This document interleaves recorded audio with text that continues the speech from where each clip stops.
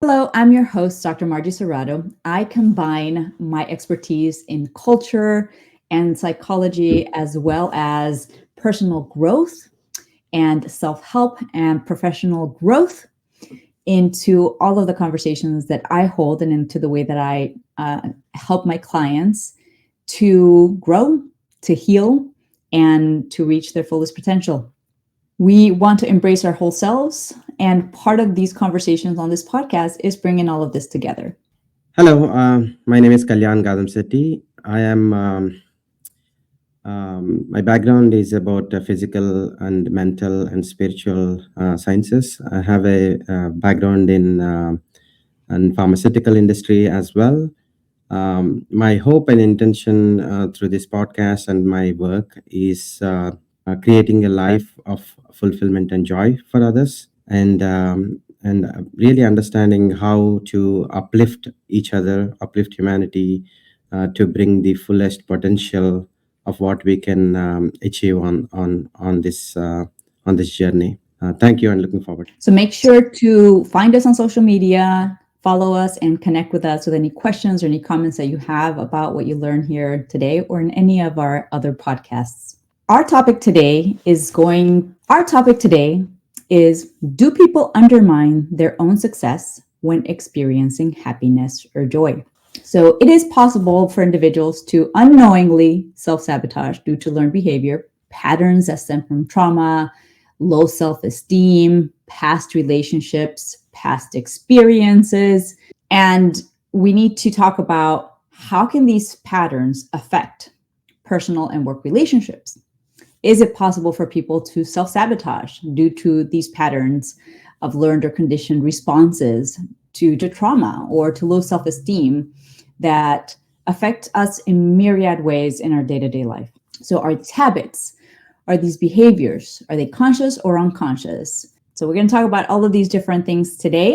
We're going to talk about habits. We're going to talk about, I think, the perplexing idea that, well, what do you mean I would self-sabotage when I'm happy or when I'm experiencing joy? So I'm going to have Kalyan lead today with, what do you think when the first time that you thought about how people or yourself self-sabotage when we're experiencing happiness, what comes to mind for you? And Margie, I think when I was coming to the podcast, I was thinking, okay, this is December, and they're wrapping up the end of the year, right? So it's a lot of reflection about what I have achieved, and what my family has achieved, what my friends have achieved. So togetherness is coming for sure in this time of holiday season. So I'm going to be in a little bit of uplift mood to answer this question.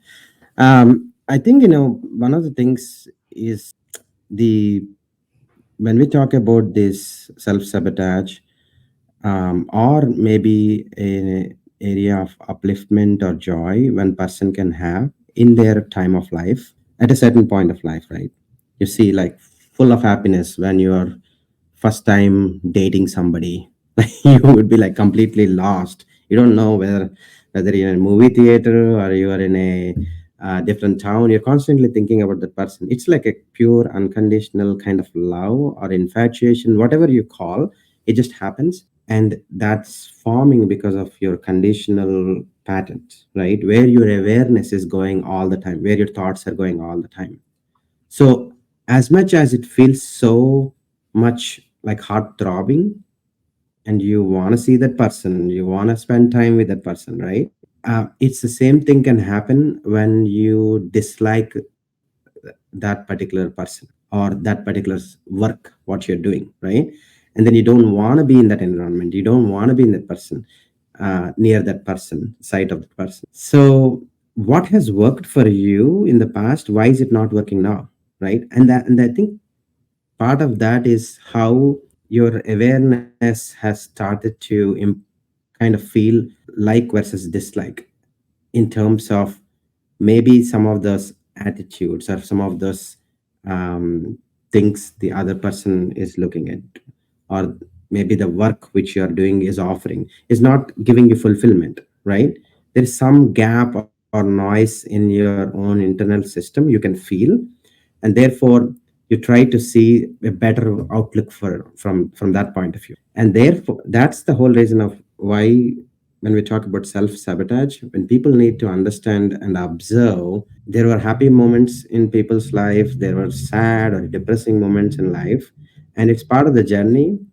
It's not going to end here today. There in the future also there are going to be moments where you're upset, things are not exactly working, maybe at the age of 60 or 70, right? We don't know. But if you are able to see and ride through those experiences, that self sabotage will be lesser and lesser, because you are able to understand that you are experientially and enjoying the journey. At the same time, you're not completely connected to that kind of work or moments. You just see it as part of life. You just go through the ride. You are still able to motivate yourself, be with that person, do the things they like, which gives you joy and them joy as well. Do all the things for your family and friends, but at the same time you're not completely attached to that. So the observer comes in for you and then really uplifts you to get through all conditions. So let me stop here and see if that makes sense from how one can take out the self sabotage from their life. So I love what you said, and it's making me think of something that we often hear in in American culture, right? And in movies, of like this love at first sight, right? We know that there's this period of another word, like you said, it's kind of like unconditional love or whatever. It's called, in psychology, it's called lemuracy. That's that period where just your endorphins are just rushed. Your whole body is experiencing that physiological sense of like happiness and joy and just awe and everything for this person, for this moment, for this relationship that you're in with this person. And it's in a way like there's just such an endorphin rush that your brain doesn't actually work. And I'm saying it kind of like facetiously, of like our brain, our cognitive sense is not as engaged, right? So that goes back to what you just said of, your awareness is just not present in the moment, right? It's just you being carried away by the feelings. And that's a beautiful thing, like to experience that sense of unmitigated happiness and fulfillment and joy and relief and gratification with a person, right? And you can think of any number of situations that we've been in life where we've had that feeling, and it's a beautiful, grand sensation. And it's also, because of that, the period where there may be a lot of red flags, but you do not see the flags at all, right? Because that's not what is engaged in the moment, when you're thinking of the relation. And the other side of that is when you do also begin to, you that state of lemuracy kind of dissipates a little bit, right? And you then start, your cognitive brain is starting to engage. And that's when you start thinking, ooh, I don't know about this habit of this person. The person always had the habit. The person always had the things, like ever since you met them. But now you're starting to think through, is that something that I can deal with? It could be any number of things. It could be the way that they talk. It could be things that they say. It could be opinions that they have. It could be any number of things, right? And that's at the point where we start kind of a little bit self-sabotage. This might be a perfectly great person. That feeling of lemuracy might be gone, but that doesn't mean that the person isn't a good fit for you. That's actually the point where we need to start kind of engaging even more conscious thinking and going, is this habit really that important to me? What is it about this person that captured my attention to begin with? That's the thing that drew me to them. That's the thing that drew to these feelings that I had. What is important about that? And does that have more value in the relationship that I want to have versus the nitpicking and the little things, right? Nobody's perfect. We're not perfect. So to start picking apart like all of the things that feel like, oh no, I don't like that about that person, right? Just becomes this place where things are so good. And we self-sabotage by fixating on all of the bad stuff, all of the things that suddenly no longer feel, I don't say aligned, but certainly don't feel like it's something that we can work with. And it's really interesting. We have this perception too of relationships being like a forever thing, whether it's the first time and you just fall in love and you want to be love at first sight, and you have that sense of also grief and grieving when you realize, oh, maybe that wasn't the person. But I like the idea of it. I like the idea of like love at first sight and being, that's it, one person forever. Man, that would make it easy, because then I don't have to deal with other relationships. Right? I don't have to go through the challenge of meeting somebody else. But that's how we learn about ourselves. It's through relationships, through being in relationship with other people. Is how we learn what matters to us. But we have romanticized the love at first sight thing, and so we get carried away with like what this means, or what it doesn't mean. So I love that, because it just immediately made me think of like that moment of just pure unrelenting just love and everything for a person, and how we can self-sabotage once we come down from that emotional high, let's say. And I think it's a good segue to talk about you touched on the concept of the idea, right? Like idea of understanding that, oh, I'm in love, and very few people even realize that they're in love. Like they just carried away with that whole environment taking over them, right? And such a beautiful thing. And it can happen with work as well. You're a great scientist, you're an inventor, you're just completely in that dark room trying to find something, and every day working on that experiment, right? So it can happen with anything, and that's the part I'm trying to explain to the listeners here. It's the nature of awareness which exists in each one of us, which exists in all the 7 billion people and all the animals, all the plants, is that it has strong sense of attachment. And that if you can really tap into the dimension and understand, I am awareness and I can be attached to something. There is no other way to live in this life without attachment. It has to be some attachment. Now the only thing is, if are you observing the attachment happening, or you are just getting attached to randomly when things come your way. Right? I love that. It's making me think of the difference between an anxious attachment, right, or a conscious attachment. We often, when we think about relationships and who we want to be, and this actually very much relates to work. What is the idea of the kind of job that we want to have when we apply for a job, versus maybe the reality of what that job is, right? Your job description when you apply for a job is not going to be exact to what the actual job entails. And so if you get fixated on, well, the job description was this, and I'm doing things that are not that, or I'm not doing the job as it was described, or I'm doing more work, or I'm doing different kinds of work. And so there's this connection from the idea of what you thought this was going to be versus like what the job actually entails. So you can also self-sabotage in that kind of work environment and relationships with others as well, if you feel like there's you got the job and you're so excited to be working and to have this opportunity, but then suddenly like you're fixating on all the things that are not the way that you thought, the idea of the job versus the reality day-to-day of the job, is I feel like applies to in the relationship aspect for sure. And I think we are in this fantastic age of the humanity and world. We really want to make sure that we live in higher consciousness, right? And what I mean by that is, we need to understand, as boys and girls, men and women, that these ideas which come in um, are very profound, very important. And the idea just could be like, oh, I'm gonna go for tonight to this restaurant. You are making that conscious choice, right?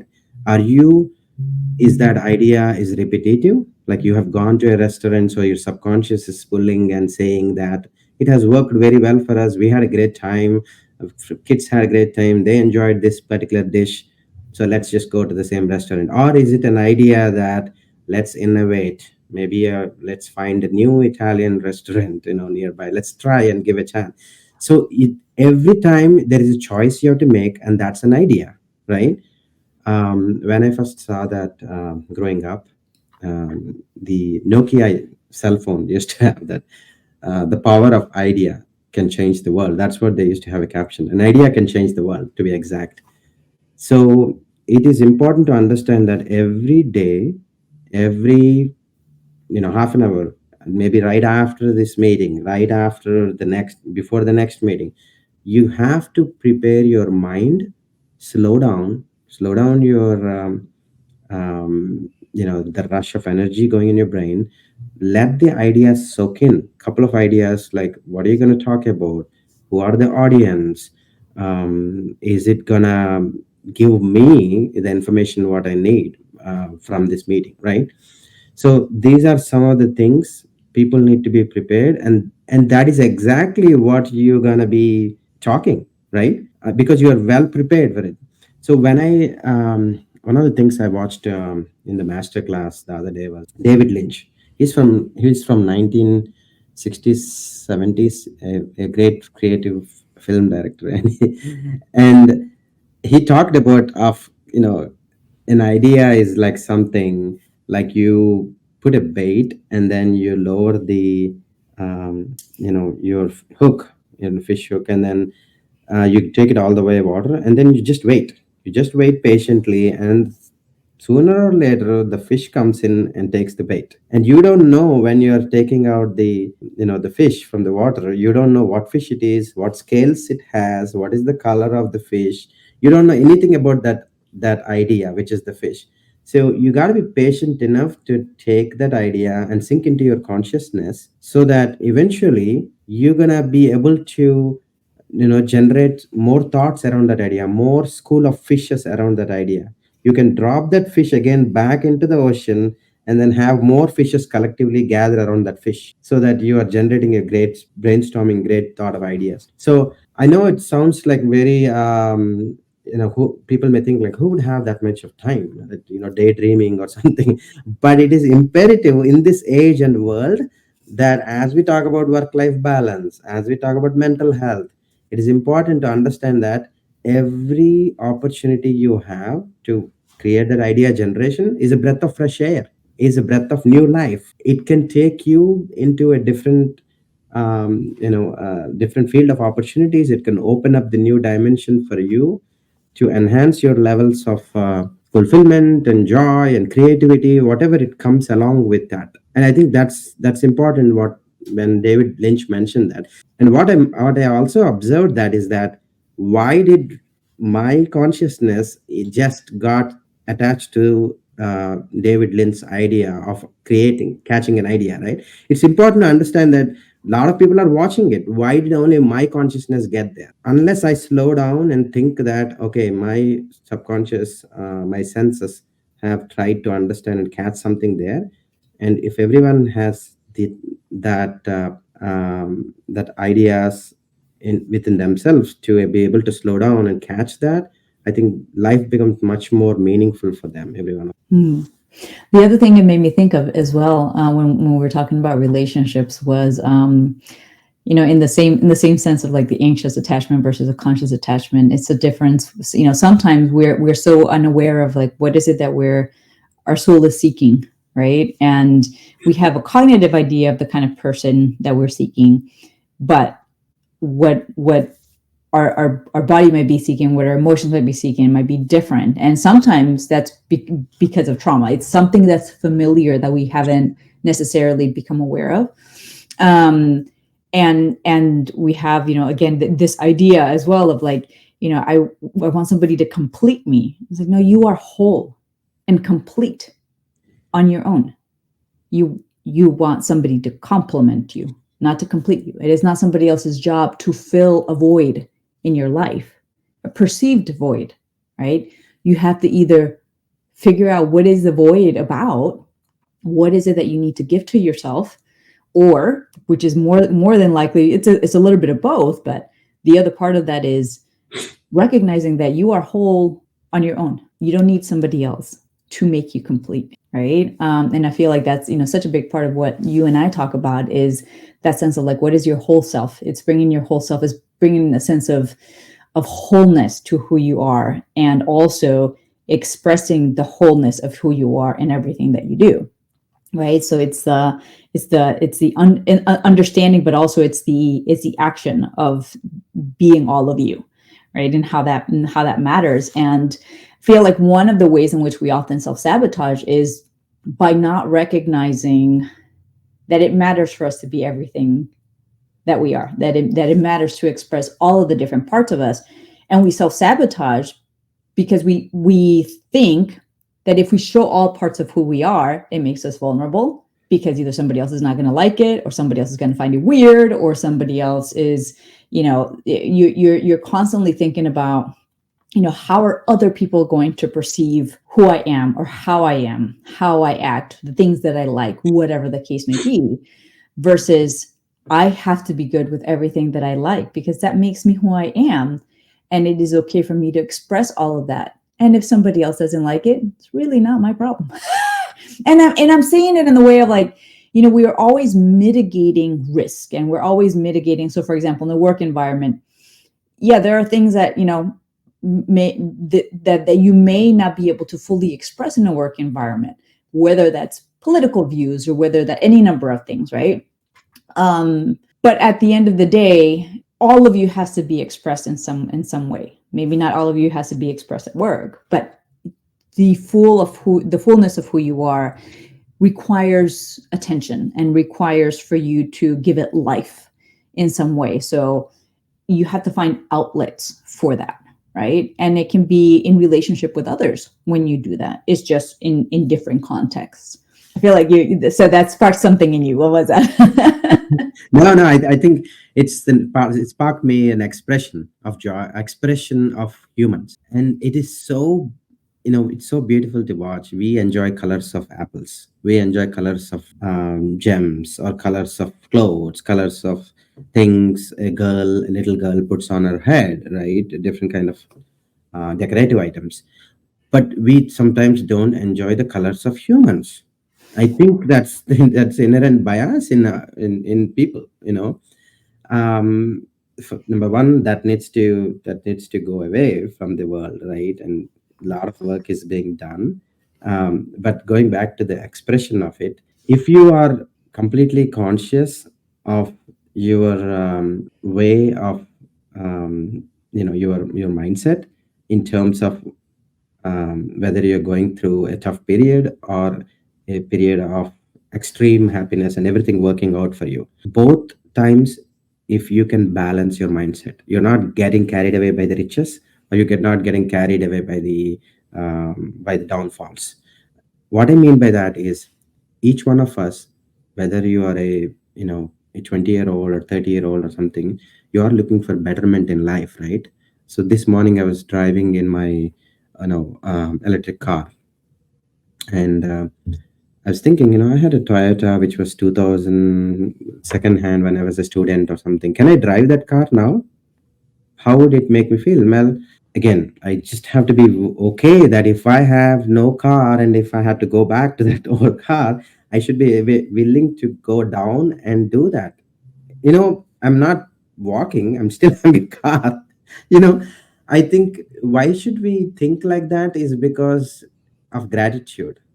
I just, two hands, two legs, everything working well. It's wonderful thing to be alive and aware, right? So the second thing I want to tell you a small story here. The other day, as usual, 4:30 I wake up. This time I did not go to the gym because I had to charge my electric car, and I usually go at 4:30 in the morning because I thought there is not much queue or line there.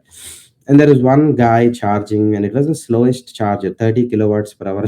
And he's from Netherlands. He has a business trip and he has to charge the car. And I'm just waiting because there is only one charger. Every charger is broken down, and I had to wait like an hour. So 5:30, 5:45, finally, and I had to nature calls. I had to go to the restroom. There is no restroom in the place. The next restroom is 15 minutes walk. So I keep telling, of course, there is a sense of the mind says that, okay, you're in an uncomfortable state, right? And then I look at the stars and sky and open sky, and I'm like, well, things will pass away. Again, there will be, a nice smell of roses or whatever you can think of. The sun will shine. So what's going to happen? Patiently waiting. The guy comes in, or actually, the guy leaves, and I charge the car. 6 o'clock. My kid's school is 6:30. So I've already waited 1.5 hour, 2 hours just for charging a car, and the slowest charger. Walked 15 minutes to the restroom, again in the cold 28 degrees Fahrenheit, and then come back 15 minutes. And every moment was going through, I know that there is a sense of uncomfortability coming in, but I try to show resilience because I know my hands are freezing cold, I have to fold it.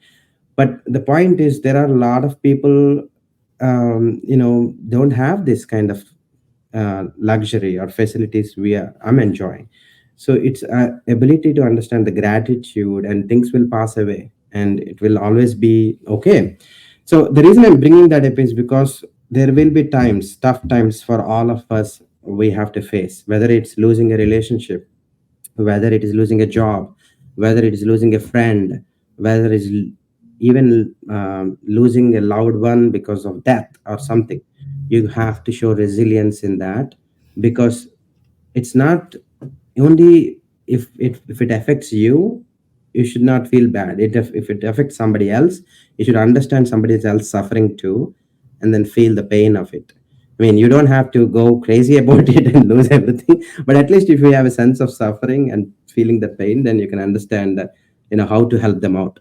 And part of the work what we do, Margie, is that's exactly what we're trying to do here, right? And myself is to understand how we can uplift each other, how to simply define how to observe your life better, how to not get attached to too many things, how to have a focused life, um, but still enjoy the things which life offers, right? Whether it's offering you a job, a car, house, and everything, you're still enjoying them. You're not like getting away from that and behaving like a saint and losing all that and living somewhere else. You're still enjoying the parts of the things, but you're not attached to them. You are just riding the wave and then, simply going along with your life. I love that. It's making me think of a few things. This morning I was listening. So in Positive Intelligence, this mental fitness program that I facilitate, there's like a daily, kind of focus. And this morning the topic was being aware of mental disease. So he is a play on the word disease as in dis-ease. When are you uncomfortable? When are you experiencing discomfort? And is that discomfort really worth all of the mental and emotional energy that we expend on focusing on that, right? And so he gave this great example of, I'm at this week-long retreat and there's plentiful food and I had to wait in line. It was the 5th day. I was all the meditation and, all of this beautiful surroundings, everything was perfect. But I found myself focused on the waiting. There's all this food. I wasn't that hungry anyways. But it's the bringing awareness to what is the ongoing kind of messaging in my mind, right? What is the thought that keeps circulating? What are the other thoughts that are circulating along with it? And being able to make that conscious choice of, this is insignificant in the grand scheme of my life, what I have, what I've accomplished, who I will become. It is nothing. But there's a lot of also cultural messages around time is money, and we have to recognize that the mental clutter, right, is very much a manifestation of the things that we hear, the things that we learn, right, and being able to separate those things, right, and recognizing, yes, I hear that. Yes, there are times when, I say these things myself, but in this moment, I can look at the bigger picture. In this moment, I can choose to focus on what actually matters. In this moment, I could choose to not self-sabotage my joy and happiness because I don't need to, right? And being able to hold space for both of those things, the discomfort, as well as I can choose to focus on something else. I can choose to practice gratitude. I can choose to just, practice on mindfulness, whatever that is. Like the ability to be able to hold two seemingly opposing views or feelings is part of the awareness and that higher self, right? That we're trying to reach, right? To recognize that this is part of being human, and that is okay. I can also choose to be above these small, mundane, insignificant things, and not self-sabotage my joy in the process, right? So I love that the way that he played on the word of like mental dis-ease, because that's where a lot of us spend so much time is in our heads and all of that mental clutter. The other thing too is I have a counter example to what you just said on your car, because you're right. I can think of like I have listen. Don't, and I know you're not going to judge. My dream car, I've inched my way over to it. I always wanted a minivan. I finally got a minivan this year. I'm so happy. It's spacious, it's comfortable, it's awesome. But my very first car was a Ford Tempo, and it had no air conditioner, and I lived in Florida. It also had no heater when I lived in Georgia, and there was like snow and everything. So, it's like, but it got me places. And I was so grateful and so happy to have my car. The car was not much, but to me, it symbolized freedom. To me, it meant I get to go to the places that I want by myself without relying on somebody else. It meant independence. And now I can think about that and go, well, what would I do if I, had to go back to that? I was like, I'd figure it out, right? That's just, yes, it's nice to have the comforts in life that we have earned and worked for. But also there are worse things in life than not having a car. And yes, it's uncomfortable, but it's okay. The counter example is I've recently got a very nice gift, and it was really interesting how it made my mind work here. The gift was a pair of shoes. I love shoes, sparkly shoes. When I competed in Mrs. Ohio this year, that was one of the things that I absolutely love. And I was like, I can wear all the sparkly stuff, the glittery things, the high heels. I love that. I love glamming up, and it just makes me feel like I'm shining my light in a way that feels very aligned with my energy. It's just the outward expression of that. And I think I've just been in this mindset of like still being almost like a graduate student of like this money mindset around scarcity. And this also, we talked about how some of these patterns stem from trauma. 5 years ago, I was physically assaulted at my job, and I lost my job. So I had everything. I had a great salary. I had a great title. I had a great job, and I lost everything. And since then, there is something that just got triggered around unworthiness and finances. They were coupled in a way that I've been aware of it, but I didn't. I'm always learning the layers to all of this. And so the thing with the shoes is, it was a pair of Christian Louboutin, which are very pricey shoes. And I would say I would have never spent the money that those shoes cost. And yet when I put them on, I understood. It's kind of like when you go from being a student and only drinking $10 bottles of cheap wine, and then you have your first $100 bottle of wine, and you recognize there's a reason why it costs that much. Your senses notice the difference in the quality, the taste, the smell, the aroma, it just dawns on you like, oh, I've been here in this place having these experiences because I thought that I couldn't afford more, or that I wasn't allowed to enjoy something so lavish, right?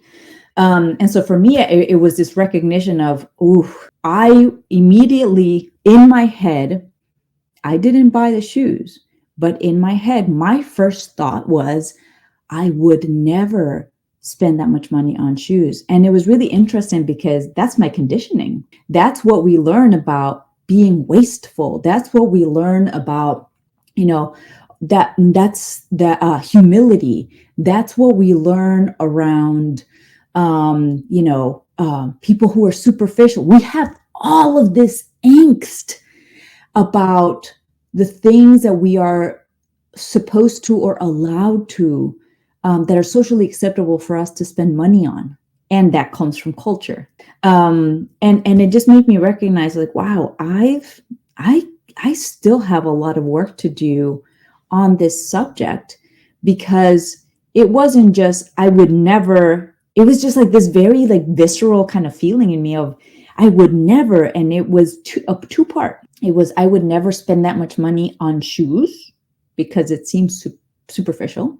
But there was also the lurking thing underneath, which was I don't deserve to spend that much money on shoes. And that's the thing that caught me. And I thought, oh, there is a unworthiness issue that is underneath so much of this other stuff, junk, that I've been working through and trying to overcome. And that matters. It matters for us to have awareness around that so that we can then deconstruct it and unlearn it, right? Shining a light on these dark parts, on these shadows that we are not aware of, so that we can look at it, face it, confront it, and then consciously decide, what is true about that? Is that how I want to continue feeling? What did I learn? What is true about that? And how do I want to, what is a choice that I want to make about this, right? Do I want to keep believing that? Does it make sense to? No? Okay. So what is the alternative belief that I want to take place? I know. I think it's. I like the way you covered both sides of the coin. I know how we think, and that's where I think oneself as one human being, we need to maximize the self-expression of whatever it takes to the limits, right? And that's my hope, really, that we face our fears, and we may have patterns of people, things, and environment we are always looking into, and we are comfortable with those patterns. Every day we see that person, we go that place, we eat that food, and we kind of find some kind of comfort and happiness to it. And then can we break out of that comfortness? Can we chase our dreams? And can we, like, this is like this thing, the song in Moana, right? I hope people can talk to Moana, because in that movie, like, the director is showing, right, like the little kid always looks at the edge of the water, and then, can I cross this water? What happens? What is beyond that? That's where we need to go. I know that it seems so uncomfortable, people are afraid, but if we can touch that edge, that's where freedom is. The freedom and liberation is at the edge and over the edge of what we create. So I think once we, to make it easier for the listeners, and people have asked me, those who have listened to our podcast, like, how do we go from, there are moments which are like, I can't do better than this. Like, I'm stuck in this relationship, or I'm stuck in this deep suffering. How can I get out of it? How can I make myself liberated out of it? So my point of view is that the first question is you have to ask is, are you really witnessing the current moment? Do you have understanding of what is now? I mean, if there is a deeper understanding of what is now, and there is no past, no future, and you are completely understanding this is it right now, this is all you got in the eternity of the whole universe, this is all you got. And then you make every moment in the now, and create that moment how you want to be created. And slowly and surely your dreams will come true, and you're uncomfortable, whatever you're uncomfortable, you will be able to chase that, right? And then that becomes you, that becomes the new you. I have seen that, and one of the reasons, Margie, that this, the reason why we have a lot of these movie stars and celebrities have done fantastic characters, fantastic portray of imagination, just because they've tested the imagination, they've tested the limits of their imagination and went beyond that, right? And that's where we see that nice sparkles of dresses and shoes and celebrities, but inherently they worked hard. Some of them work day in and out of maintaining their body, their diet, their positive thought pattern, because it's not easy. It's not easy to be consistently be happy, right? All the time be happy, and that can only come with practice. So one of the things, that's what I want listeners to leave the message is that no matter whatever happens, let's not the smile from your face, let's not fade away that smile. Continue that act of catching an idea that you remember to remember. And in psychology and in also in spirituality, that's exactly the point they say, is that can your awareness, again I'm going to repeat slowly, can your awareness remember itself? Can that means awareness, being aware of itself. It is essentially flipping the making completely be conscious and understanding, you're taking your focus from the object of attention away, and then you are completely, flipping inside and then going towards your intuition. So if you can do that, then every scene what you're doing, whether you're watching a scene here, whether you're in this room, wherever you are, this is all part of the movie show which you are enjoying, and you're not completely immersed as a character and trying to suffer into that character's loss or wins. It may sound so scientific fiction kind of movie kind of thing, but that's how the awareness works.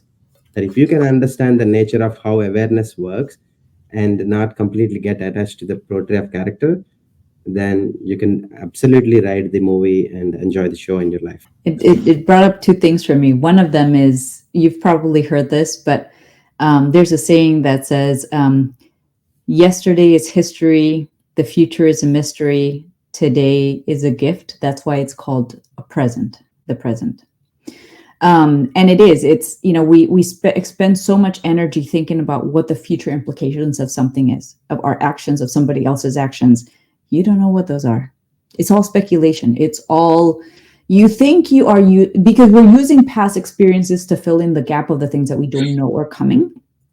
We spend too much energy creating all of these different scenarios of what could happen, but we don't know what will happen. There are a lot of different things that are possible that can happen. What is the point of expending all of this energy? And I used to be like that, because I used to think I need to be, 10 steps ahead and make sure that I have all of the possibilities laid out so that I feel prepared. But all that was doing was just sucking the energy and the life force out of me, fixating on all of these potentials that they may never come to pass. Especially because we make a lot of assumptions too when it comes to situations, and especially people, about what they are thinking or why they're doing things, whether their motives, and we are more than likely completely off. We might be right, but even if we are, that person can choose differently. Even if their motive, or even if their intention of something they said or did was exactly what you thought, they can still choose to act differently, right? That you have no control over that. So what is the point of expending all of this time and energy into this, futile exercise? You cannot control the future. You cannot control the outcomes. So just let it go. And then another thing that we do, and I'm definitely guilty of this, in some things, not in everything, but when it comes to my own self-judgment, and this is a way that we self-sabotage, is it's easier to forgive others or to see things from other people's perspective, and it's really hard to be compassionate with ourselves. It takes a lot of practice to give ourselves the grace and compassion and love and forgiveness that we more readily give to others. So that's one that there's a lot of that energy that needs to be reinvested in yourself. And so What's the point of carrying all of the emotional baggage and the weight and the judgment of everything that happened that you also have no control over, because it's done. It's done. Don't keep carrying that emotional baggage with that compounding interest. Don't keep dragging that into your future, because that's a choice that you have today to let go of that, to start today in this very moment anew, making better, different choices today, right in this moment. Not the stuff yesterday, not the things that you can't control yet from for tomorrow. Today. What can you do today? What can you give yourself today? I'm feeling like I'm really my soul is really staying with this message right now, because it's something that's been heavy for me recently to recognize that I self-sabotage in that way by dragging the past of what I've done or haven't done or how I could have done differently into every day, and that is not helping me. That's hurting me. Ultimately, that's how we hurt ourselves and rob ourselves of our own joy, is by doing that to ourselves. And it's something that it's confronting, because we end up being the directors of our own suffering or lack thereof. We get to choose, right? So if you've been suffering, you kind of have to get uncomfortable with yourself and go, how much of that is my own doing? And it's okay if you've been doing it. Just build awareness around that. Build awareness of, how am I doing that to myself, and how can I let go of that habit, of that pattern? What do I need to give myself to do differently? The other thing that it made me think of is when you put it into the perspective of this this beautiful analogy of actors and acting, right? It's being able to see the play that you are in the moment, all the characters, the scene, and everything, and recognize that part of the process of building self-awareness is being able to kind of almost freeze frame that moment, and you be the director behind the scenes, kind of looking at this and going, how could I do this scene differently? What does the character that I am playing, what does it need to say? What does it need to ask for? Oftentimes it's, when we have a complaint, there's a request that can be made. We're just not making the request, either because we're afraid to make it, we don't want to make it, or we don't realize that is something that we can ask for. So how can you direct the script in a way that is going to be more beneficial to you? So I love that. The way that you put that analogy, I feel like is something that people can really understand. Yeah, thank you, Margie. I think, if I want to elaborate on that, you don't like a channel, right? You have a remote in your hands. You'll switch the channel. But when you are in the living a life and you don't like that person, or that image on the wall, whatever it is, you would need to change it so that it works for you. So it starts with being self-observant all the time. It's a practice, right? It's a continuous practice of awareness, being aware of itself, what I call. But but here is the point, though. I think what's beautiful, what I've understood from my deeper meditations, is that whatever is playing on the screen is always blank. The screen itself is blank, but the characters playing in the movie, it doesn't matter, because the screen from your eyes, whatever you're seeing, the real world, if you can understand that it is you are the screen, you're essentially the screen, whatever is playing, enjoy it and don't get attached to it, unless one of the character comes back and hurts you physically. That's a different story, right? Nobody is coming and hurting you physically. But don't get carried away with the words. They may say more hurtful words. Those hurtful words are being heard by maybe two or three people around you. Why are you taking it personally? You know what I'm saying? The hurt is not in the words itself, right? The hurt is not in the words. If the hurt is in the words, everybody would have got hurt, because you are taking it personally. And if that same words would have said in different language, that doesn't mean anything to you. Even if the words which should not have been said by that person, it would not matter, because you have to leave it up to the person's dignity of understanding or something, and leave it up to them to get better in their language, right? but don't get carried away that they judged you or something, because like I said, you are beautiful as you are. You are complete as you are. Nothing can change that unless you take those words internally and then make it a part of your life. Yeah. So, and I know it's not easy for a lot of people unless they go through some kind of experiences, realistically. But my point is, in this age and world, let's not go back there where generations of people suffered from the same traumas and uh, same kind of behavioral patterns in their minds, and having dreams about it, having guilty feeling about next morning is not work. Because what is happening is, it's their awareness is constantly training their subconscious to bring back that same kind of conditioning and telling them, hey, you are being judged, can you go back into suffering mode again, please? Like, Suffering becomes comfortable. Suffering suffering. becomes comfortable. It's the thing that you know, and so that's the thing. Nobody wants to willingly suffer, but it is the comfort of the experience of suffering because you understand that feeling.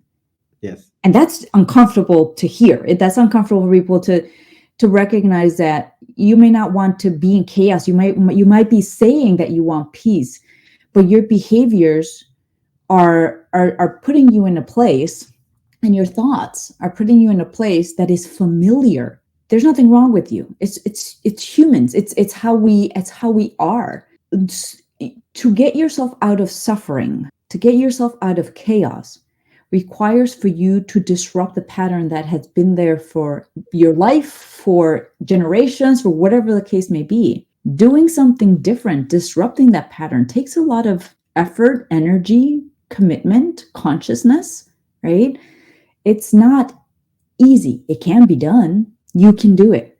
You can do it. We can all do it. But we do have to build the practice. And I feel like one of the things that I like telling my clients is, we get so frustrated when we're trying to build a new habit. It doesn't matter if it's going to the gym, flossing your teeth, whatever.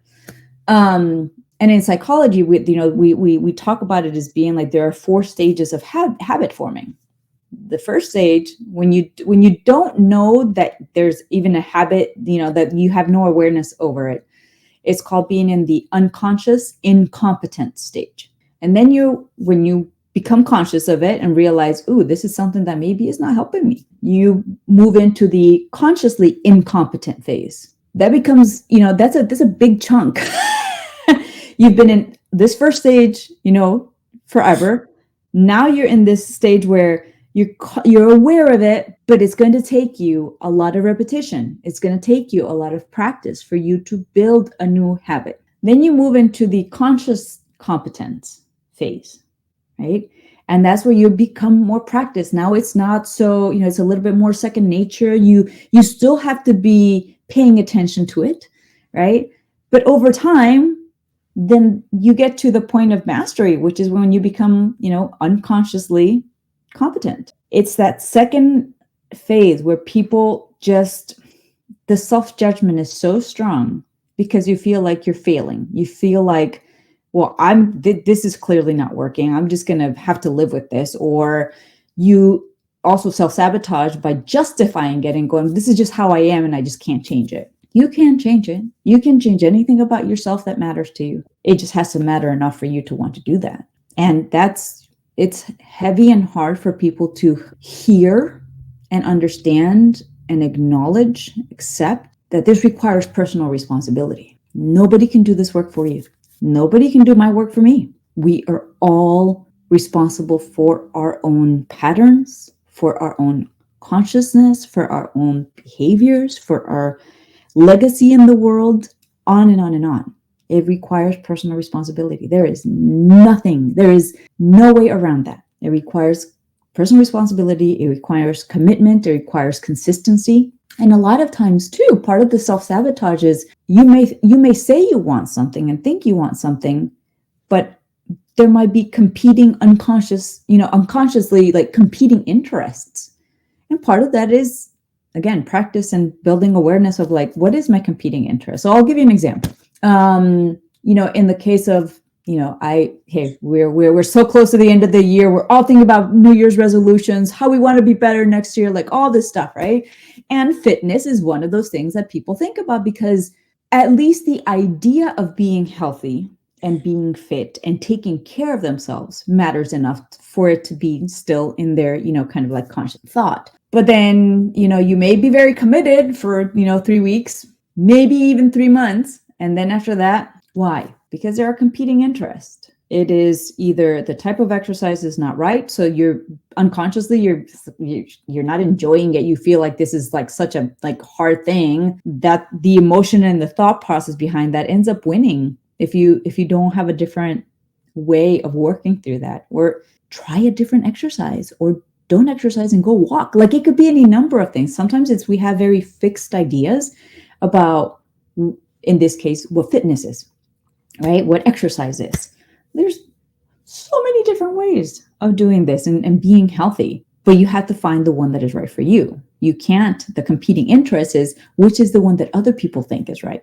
So that could be a competing interest. So just there, again, like the unconscious patterns in thoughts. When people hear like, oh, you have to take time, you have to build your awareness. How do you do that? With practice. You have to consciously think about it. And people just, the immediate thing, especially in our society today, because we think like, I don't have time to do that. It feels daunting just from the standpoint of committing time. It doesn't have to be so it doesn't have to be daunting if you start doing small things, right? Build a habit, not by throwing all of yourself into it. I'm not telling you go start journaling 12 hours a day. What's one small thing that you can do to start building your awareness? And the thing is, it's that small shift over a long period of time that's going to make the difference. And it becomes more manageable. It goes from being like, I don't have time to do this. Whenever I tell my dad this, he's like, how can you think so much? Like, that would be exhausting. At first, it might be, but then that becomes the norm. The way that you think, the way that you process things, the way that you analyze, the way that you think critically, the way that you build your consciousness becomes second nature. It becomes, you get to that unconsciously competent phase. And that's what you want, but that's going to take some time in practice. And the biggest thing is commitment. Just have to be committed to the practice. Yes, I agree with that. I think when you said practice, right, to be able to slow down and reflect on our accomplishments this year. I mean, we are in the month of December, and then that it has to be, the thought process in everyone's mind has to be like continuous improvement, right? Slow and marginal improvement, meticulously taking steps. It is like, this is how I think of like an idea of creating an idea is like lighting a candle, and you see the small flame coming on the candle, right? And when you go to church or a temple or any place, each person passes on that candle, and then burns another candle and shares, and then you have the whole place light up with the with energy and light. So it is like that. That idea could come from me or you or anybody, but as long as we can share that idea and uplift each other through the positive thinking, through the positive conscious, and then relentlessly repeat, it's going to work our way. But it all comes with patience and understanding of each other, and then slowly working towards our goals. Kalyan, this has been such a fascinating subject, and I know you and I can continue talking ad infinitum about it. But we've come to kind of like the closing part of our session today. Do you want to touch on anything, to wrap up? What do you want to leave the listeners with? I think, Margie, over the last couple of episodes, we have touched on so much about mental health and awareness, and then also how one can self-sabotage their own patterns of thoughts. It all comes to being elevating our levels of consciousness. There is so much depth. I was telling the listeners that there is so much depth of consciousness which has not been touched by the humanity. We are, a lot of us are still going on the surface of, learning to meet our ends every day, what we call rat race or something, right? And trying to, find payments and mortgages and then living our family lives. But there is also that depth of consciousness which we need to trace. So my encouragement to the listeners is that give yourself time every day. I make it a practice of meditation 6 to 7 times a day. It doesn't have to be that much. I didn't start with 6 to 7. I started with one meditation per day. But whatever works for you, calm down and take some time to self introspection. And the self introspection does not have to be about your wealth or family or your goals or anything like that. It can be about where you are in this existence. What do you want to do with your life in the next phase of your life? If you can do that every day, leave the heavy baggage what you have gathered every night, have fantastic sleep, and then every morning, come with fresh set of ideas. For me, I come with my ideas. For after every meditation, I come with an ideas. It's gonna change and open up a new dimension for me of the world. And then whether it is going for the next meeting or next work I have to do, that fresh set of ideas is giving me more clarity about my work. So take a step back, relax, and then get your fresh set of ideas going. Write that down on paper. Don't forget to write down, because it will skip your mind. So write that down and then take that idea back, put it in the water, just like I said, bring another school of fishes, and then you'll have much more ideas around, build up around that, which can fulfill your life. So have that thought of catching an idea with an idea. So I leave it up to that, and then we'll continue in the next episode. I love that, and I want to say too, for those of you who are interested in the positive intelligence program that I facilitate, that's one of the things that we say is, you do have to make a commitment to practicing, but it doesn't have to be like you said, 3 hours a day, or like it could be as small as 15 minutes a day, like 5 minutes, like 3 times a day.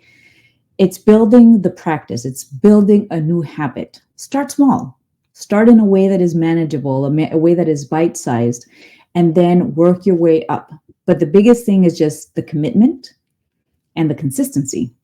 And then after that, you can figure out like, what is the next thing for me? So this has been another wonderful conversation and exchange, Kalyan. Thank you so much for all of your input. I feel like you and I always have so many great things to talk about, and different perspectives and different ways of looking at it. And I'm sure that the listeners can hear how we're talking about the same thing, but we also talk about it differently, or have different experiences that have led us to this place where we both are, and help us to help our clients to grow themselves in different ways, and with different skills, and with different tools. And I love that. Thank you for joining us, and we are looking forward to having you on the next podcast. Remember to tune in on Wednesday at 1:00.